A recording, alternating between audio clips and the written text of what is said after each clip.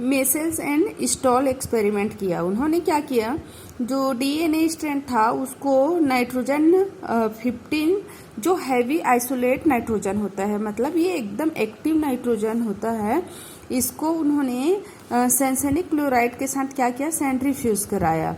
और जब डीएनए ये सेंट्रीफ्यूज में जब रेप्लिकेशन किया तो उसमें क्या होगा, रेप्लिकेटेड होने के बाद जो न्यू डीएनए बनेगा उसमें से एक स्ट्रैंड पेरेंटल डीएनए था और एक डॉटर डीएनए का स्ट्रैंड था। तो जो पेरेंटल डीएनए था वो क्या रहेगा, नाइट्रोजन 50 रहेगा, और जो न्यू डीएनए वो नॉर्मल नाइट्रोजन 14 का आता है। तो इससे ये सिद्ध होता है कि इसमें क्या हो रहा है, ये सेमी कंजर्वेशन रेप्लिकेशन हो रहा है, सेमी कंजर्वेशन मेथड से हो रहा है। तो यहाँ पर ये मेसेल्स एंड स्टॉल द्वारा एक्सपेरिमेंट करके ये बताया गया कि जब डीएनए को नाइट्रोजन हैवी नाइट्रोजन 15 और सैंसेलिक क्लोराइड के साथ क्रिया कराई जाती है तो रेप्लिकेशन के बाद दो अलग अलग स्ट्रैंड का निर्माण करता है। एक स्ट्रैंड उसका नाइट्रोजन 15 का बनता है और दूसरा स्ट्रैंड उसका नाइट्रोजन 14 का बनता है। जो नाइट्रोजन क्या होता है, एक नॉर्मल होता है और एक हैवी होता है। और ये इससे क्या सिद्ध हो रहा है कि हमेशा जैसे जैसे ये डीएनए रेप्लिकेशन होते जाता है तो उसका 50% हमेशा क्या जाता है, पेरेंटल का जाता है, पेरेंट्स का जाता है, और 50% डॉटर स्ट्रैंड का निर्माण होता है। तो यहाँ पर 50% क्या है, पेरेंटल डीएनए, और 50% तो है न्यू डीएनए का स्ट्रैंड का निर्माण होता है। अब आगे हम देखेंगे कि इसका मेथड क्या है, डीएनए रेप्लिकेशन किस किस मेथड से गुजरता है। तो डीएनए रेप्लिकेशन में सबसे पहले हम जानेंगे कि डीएनए रेप्लिकेशन की क्रिया होने के लिए कौन कौन सी एंजाइम की आवश्यकता होती है। तो यहाँ पे DNA helicase enzyme, DNA helicase enzyme क्या करता है, ये कुंडलित जो डीएनए होता है, जैसे अभी हम डायग्राम में देख रहे हैं डीएनए का स्ट्रक्चर कैसा होता है, कुंडलित होता है ना, आपस में वो फंसा हुआ रहता है। जैसे हम रस्सी देखते हैं ना जो आपस में कुंडलित होती है, वैसी संरचना। तो डीएनए हेलिकेज एंजाइम क्या करता है, कुंडल को अकुंडलीकरण करता है, जो कुंडलित रहता है उसको खोलने का कार्य करता है।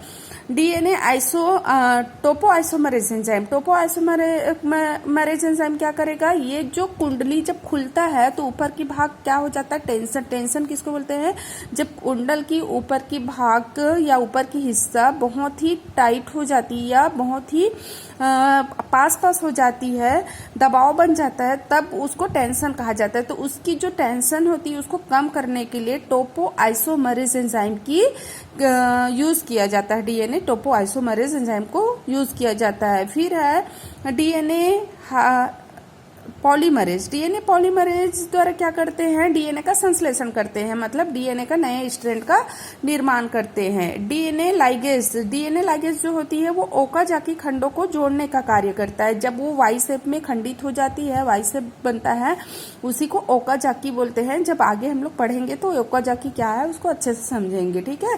तो जो डीएनए लाइगेज एंजाइम होती है वो ओकाजाकी खंड को आपस में क्या करता है, जोड़ने का कार्य करता है। आरएनए प्राइमर क्या करता है, ये डीएनए प्रतिवलन या समारंभन का कार्य करता है। तो ये क्या करेगा, जो खंडित हो चुकी है, वाई शेप में आ गया है डीएनए खुलकर, वहां पे ये नई बॉन्ड बनाने का या नई बंध बनाने का कार्य प्रारंभ करता है, जिसको आरएनए प्राइमर एंजाइम कहते हैं। फिर है प्राइमेज एंजाइम या प्राइमर क्या करता है, प्राइमर करने मतलब नए स्ट्रैंड निर्माण करने का कार्य करता है। अब हम इसका मैकेनिज्म पढ़ेंगे, विधि पढ़ेंगे कि डीएनए रेप्लिकेशन किन किन विधियों द्वारा होता है। तो सबसे पहले स्टेप में सबसे पहले हम क्या करेंगे, activation of the deoxy ribo nucleotides, जितने भी डाईऑक्सी न्यूक्लियोटाइड्स होती है, एटीपी, एडेनिन, ग्वानिन, साइटोसिन, ये सबको हम क्या करेंगे, एक्टिव करेंगे। तो यहाँ पे डाईऑक्सी जो एडेनिन मोनोफॉस्फेट है या ग्वानिन मोनोफॉस्फेट है, थाइमिन मोनोफॉस्फेट है, ये क्या है, इनएक्टिव फॉर्म में है। तो उसको एक्टिव करने के लिए क्या करेंगे हम, एटीपी और फास्फोराइलेज जो एंजाइम है उसके माध्यम से उसको हम बनाएंगे एटीपी ट्राइफॉस्फेट, एक्टिव हम उसको करेंगे। तो क्या बन जाएगा, deoxy adenine triphosphate, guanine triphosphate, thymine triphosphate और साइटोसिन ट्राइफॉस्फेट का निर्माण करेगा, और ये क्या हो जाएगा, ये एक्टिव फॉर्म में आ जाएगा। ये फर्स्ट प्रोसेस होता है डीएनए रेप्लिकेशन का, ध्यान से सुनेंगे तो समझ में आएगा। फिर सेकेंड स्टेप में क्या होता है, ओरिजिन ऑफ रेप्लिकेशन। रेप्लिकेशन क्या है? जो खंड मतलब नया अपना प्रतिकृति कॉपी तैयार करता है। तो उसके लिए सबसे पहले ये क्या चीज है? डीएनए का स्ट्रैंड है ना। तो डीएनए जो यूकैरियोटिक सेल होती है, उसी सेल के डीएनए से हम क्या करते हैं? रेप्लिकेशन का अध्ययन कर रहे हैं। तो उसमें क्या होती है? बहुत से ऐसे पॉइंट होती है जहां से हम उसका रेप्लिकेशन का ओरिजिन मतलब समारंभन कर सकते हैं।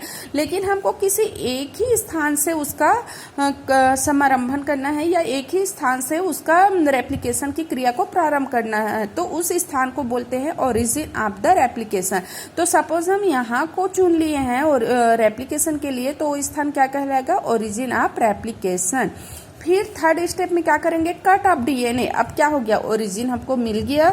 अब मिल गया है तो हम उसको क्या करेंगे? कट करेंगे। तो कट करने के लिए हमको एंडोन्यूक्लियो एंजाइम की आवश्यकता होगी। डीएनए में हम कौन से एंजाइम के माध्यम से उसको कट करेंगे?